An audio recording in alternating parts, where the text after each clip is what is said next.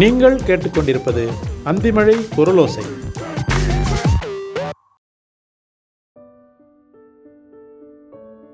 அவள் பெயர் பூங்கோதை. எழுதியவர் பாரத தேவி. வாசிப்பவர் கீர்த்தி தாமோதரன். தொழி உழவு உழுதுவிட்டு வீட்டுக்கு வந்த திருமனுக்கு பசி என்றால் அப்படி ஒரு பசி. காளைகளை கொட்டத்தில் கட்டுவதற்கும் அதற்கு தீவனம் போடுவதற்கும் கூட அவனுக்கு பொறுமை இல்லை. காளைகளை மட்டும் கட்டிவிட்டு வந்து சாப்பிட உட்கார்ந்தான். பூங்கோதை அவனுக்கு வட்டில் நிறைய சோள கஞ்சியை வைத்தவள் ஒரு சொம்பு தண்ணீரை அவன் முன் வைத்தாள். பிறகு தோல் உரிக்காத வெங்காயத்தை ஒரு கை அள்ளி அவன் முன்னால் போட்டுவிட்டு, இந்தாரம், இதை உரிச்சு மென்னுக்கிட்டு கஞ்சியை குடியும் என்று சொல்லி முடிக்கும் முன்பே திருமனுக்கு பசியை விட கோபம் அதிகமானது. 2 பச்சை மிளகாயும் உப்பு போட்டு அந்த வெங்காயத்தை வதக்கி வைத்திருந்தால் கூட அவன் பேசாமல் கஞ்சியை குடித்திருப்பான். இவள் வெறுமே அதுவும் உரிக்காத வெங்காயத்தை அள்ளி போட்டதில் அவனுக்கு கோபம் எகிரியது. சாப்பிடுவதற்காக உட்கார்ந்தவன் வெறியோடு எழுந்து, ஊட்டுல உட்கார்ந்திருக்க உனக்கு ஒரு வெஞ்சனம் கூட வைக்க முடியலையா என்று கேட்டுக்கொண்டே அவள் கன்னத்தில் ஓங்கி ஒரு அறை அறைந்தான். அவள் ஐயையோ என்று அலறும் முன்பே அவள் இடுப்பில் ஒரு மிதி மிதித்தான். அவன் மிதித்ததில் பூங்கோதை வாசல் படியில் வந்து விழுந்தாள். இடுப்பில் நல்ல அடி. இதற்குள் அக்கம் பக்கத்தில் இருந்த ஆட்கள் கூடி திருமனை தடுத்தார்கள்.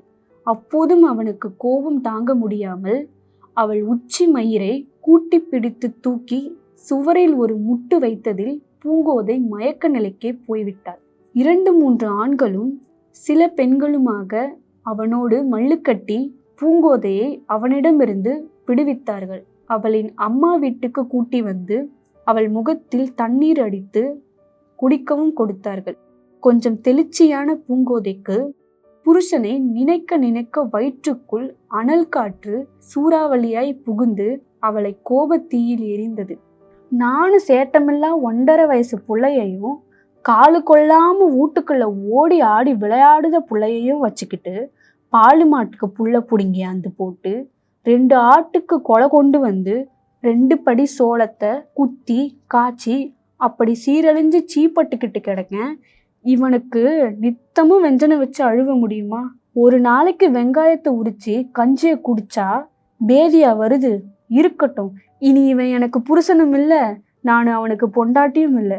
குமரி இல்லாம வாக்கப்பட்டுட்டேன், மலடு இல்லாம புள்ளையும் பெத்துட்டேன். இனி என்ன எனக்கு வாழ வேண்டி கிடக்கு? என் பிள்ளைகள் நினைச்சாத்தே எனக்கு ஈரக்கொலைய புடுங்கிட்டு போடாப்புல இருக்கு. இதுக தலைவிதி அப்படித்தேன்னா என்னால என்ன செய்ய முடியும்? இனி அவன் வீட்டு வாசப்படியே மிதிக்க மாட்டேன் என்று தனக்குள்ளேயே சபதம் செய்தபடி பிறந்த வீட்டிலேயே இருந்து விட்டாள். பக்கத்து ஊர் என்பதால் திருமன் தனக்கு வேண்டிய பெரியம்மாவின் துணையோடு பிள்ளைகளை அனுப்பி வைத்தான். பூங்கோதை தன் பிள்ளைகளை திரும்பி கூட பார்க்கவில்லை. அப்படி பார்த்தால் தன் மனம் மாறிவிடும் என்று நினைத்தவள், நான் என்ன என் வீட்டுல இருந்த பிள்ளைகளை கொண்டு போனேன், அவன் வீட்டுல போய் தானே பெத்தேன், அதனால பிள்ளைகளை அவனே வச்சுக்கட்டும் என்று சொல்லி அப்படியே அனுப்பிவிட்டாள். பிள்ளைகளோடு போன பெரியம்மா திரும்பவும் பிள்ளைகளோடு வருவதை பார்த்து விக்கித்து போனான் திருமன். பூங்கோதை கோபித்து கொண்டு போன 2 நாட்களிலேயே அவன் பிள்ளைகளை வைத்து கொண்டு திண்டாடித்தான் போனான். பூங்கோதை போனதிலிருந்து வீடு வெறிச்சிட்டு கிடந்தது. பிள்ளைகளின் முகத்தில் எந்த நேரமும் அழுகைதான். தன் பெரியம்மாவை தான் அவன் கெஞ்சி கதறி அவள் காலில் விழாத குறையாக பிள்ளைகளின் துணைக்காக வைத்திருந்தான். ஆனாலும் வீடு வீடாக இல்லை. கஞ்சியும் அவன்தான் காய்ச்ச வேண்டியிருந்தது. பிள்ளைகளை வைத்திருந்த பெரியம்மாவும் இப்போது சலித்து போனாள். ஏப்பா திருமா, உன் பிள்ளைகளை வச்சிருக்க என்னால முடியாது, ஒன்று சொன்னபடி கேட்க மாட்டேங்க. பூங்கோதை கெட்டிக்காரியாங்காட்டி இதுகளை வச்சுக்கிட்டு இருந்திருக்கான். வயதான காலத்துல எனக்கு என்ன கரகசாரமா உன் பிள்ளைகளை வச்சுக்கிட்டு பரிதவிக்கணும்னு? என் பேரன் என் பேத்திகளை பிடிச்சி வைக்க ஆள் இல்லாம மந்தையில அனாதையா அலையுதுக என்று சொல்லிவிட்டு அவள் வீட்டுக்கு புறப்பட்டு விட்டாள். திருமனுக்கு என்ன செய்வதென்று தெரியவில்லை. வீட்டில் பிள்ளைகளை வைத்து கொண்டிருப்பதால் காட்டு வேலையை பார்க்கவே முடியவில்லை. அம்மாவை நினைத்து நினைத்து அழும் பிள்ளைகளுக்கு தினமும் காய்ச்சல் வந்து சோர்ந்து போய் கிடந்தன. அவனும் ஊருக்குள் இருக்கும் பெரிய ஆட்களை எல்லாம் பூங்கோதையை கூட்டி வரச் சொல்லி ஆள் அனுப்பி வைத்தான். இனிமே அவளை அடிக்கவே மாட்டேன், அவள் காடுகளுக்கு கூட வர வேண்டாம், அடுப்பு வேலையை பார்ப்பதோடு பிள்ளைகளை வைத்து கொண்டு இருந்தால் மட்டும் போதும். இப்போது நான் அவளை அடித்ததற்கு மன்னிப்பு கூட கேட்பதாக சொல்லிவிட்டான். ஆனால் பூங்கோதை திரும்பி வருவதாக இல்லை. ஒருத்தன் மாமியார் பிச்சையில் கடலை செடி பிடுங்குவதாக கேள்விப்பட்டு அங்கே போய் பூங்கோதையை எப்படியாவது சமாதானப்படுத்தி அனுப்பி வைக்கும்படி சொன்னான். ஆனா ஏயா, நானும் எம்புட்டோ சொல்லிட்டேன், அவ கேட்க மானாங்களே, நானும் என்ன செய்ய? நீங்களும் அவளை கோவத்துல கண்ணு மூக்கு தெரியாம தானே அந்த அடி அடிச்சிருக்கீங்க.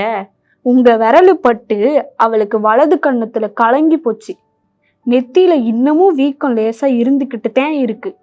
பொம்பளைய போட்டா கையத்தான் ஏந்துவா, அவளால உங்களை திருப்பி அடிக்கவா முடியும் என்று கேட்க திருமணுக்கு முகத்தில் அரைந்தது போல் இருந்தது. சரியத்த, அப்ப பிள்ளைகளை கொண்டாந்து விடுதேன், நீங்க வச்சுக்கோங்க என்றான். பூங்கோதை என்னை கொன்னே போடுவா, வயசான காலத்துல என்னால பிள்ளைய வளர்க்கவா முடியும், அதெல்லாம் அவபாடு ஊம்பாடு என்று சொல்லவும் திருமணுக்கு வாழ்க்கையே வெறுத்து போனது. பூங்கோதைக்கு இப்போது மீண்டும் குமரியாகிவிட்டது போல இருந்தது. புருஷன் அடிச்ச அடியின் வேதனையும் பிள்ளைகள் மேலிருந்த பாசமும் அவளை 1 மாதத்துக்கு பாடாய்படுத்தியது. குன்னி குறுகி வீட்டின் மூலையிலேயே சுருண்டு கிடந்தாள். தன் அம்மாவின் வற்புறுத்தல் தாழாமல் கஞ்சி குடித்தும் குடியாமலும் ஆளே அரை உயிராகி போனாள். நடுச்சாமத்தில் பிள்ளைகள் அழும் சத்தம் போல கனவு கண்டு உடனே தன் புருஷன் ஊருக்கு புறப்பட்டு விடுவாள். ஆளாளுக்கு அவளை பிடித்து வைத்து அவளுக்கு ஆறுதல் கூற, பிள்ளைகளை கண்ணுக்குள் வைத்து கொண்டு உறக்கம் வராமல் தவித்தாள். ஆனால் நாள் ஆக ஆக பிறந்த வீட்டில் இருப்பதே ஒரு சுகமாகி போனது. தினமும் தன் வயசு ஒத்த குமரிகளோடு வேலைக்கு போவது வருவது, அம்மா செய்து வைத்த சமையலை சாப்பிடுவது, இரவுகளில் சில நேரம் கனவு, அதுவும் பிள்ளைகளை பற்றி கண்டாலும் பின் நிம்மதியாக தூங்குவது என்பதில் அவளுக்கு வாழ்க்கை ரொம்ப திருப்திகரமாக இருந்தது.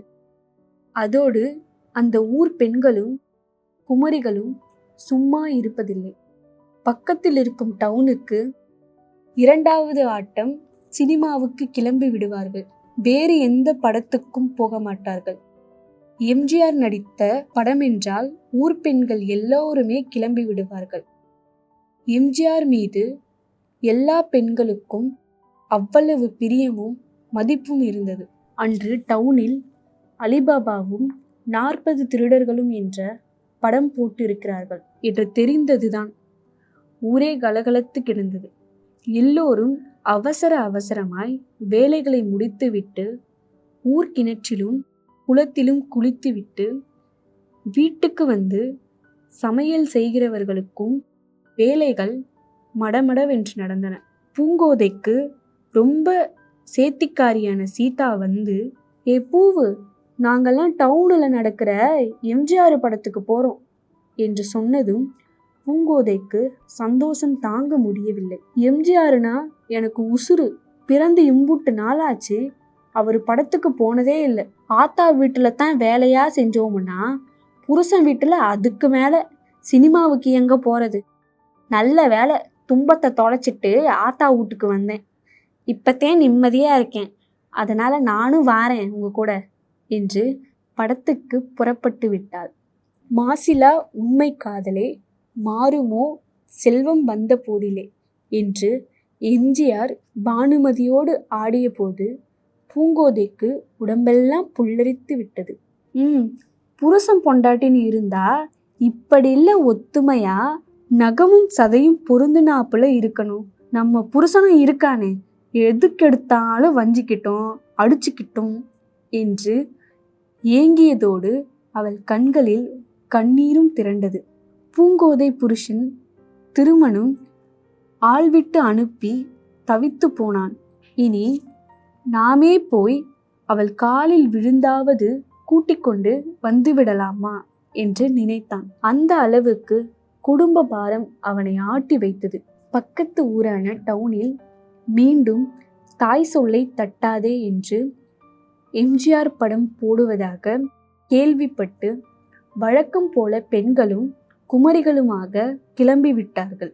இதில் சீதாவுக்கு ரொம்பவும் கோபம். அப்பவும் 10 நாளைக்கு ஒருக்கா எம்ஜிஆர் படத்தை போட்டா என்னவா, மாதத்துக்கு ஒருக்காத்தான் போடுறான் என்று சடவா சொல்லிக்கொண்டு பூங்கோதையை கூப்பிட வந்தாள். சேத்திக்காரியோடு சந்தோஷமாக படம் பார்க்க வந்த பூங்கோதை எம்ஜிஆர் சரோஜாதேவியோடு ஆட்டம் போடுவதைக் கண்டு திடுக்கிட்டாள். ஐயய்ய, என்னடி சீதா, நானும் நம்ம எம்ஜிஆரை எம்புட்டோ நல்லவருன்னு நினச்சிக்கிட்டு வந்தேன். அவர் என்ன அந்த படத்துல ஒருத்தி, இந்த படத்துல ஒருத்தின்னு இல்லை, படத்துக்கு ஒரு பொண்டாட்டி கட்டிக்கிட்டு இருக்காரு. இதுக்கு என் புருஷன் எம்புட்டோவில்ல தேவல. நானும் படமும் பார்க்கல, ஒன்றும் பார்க்கல. பாவம் என் புருஷன் பிள்ளைகளை வச்சு என்னமா தவிச்சுக்கிட்டு இருக்காரோ.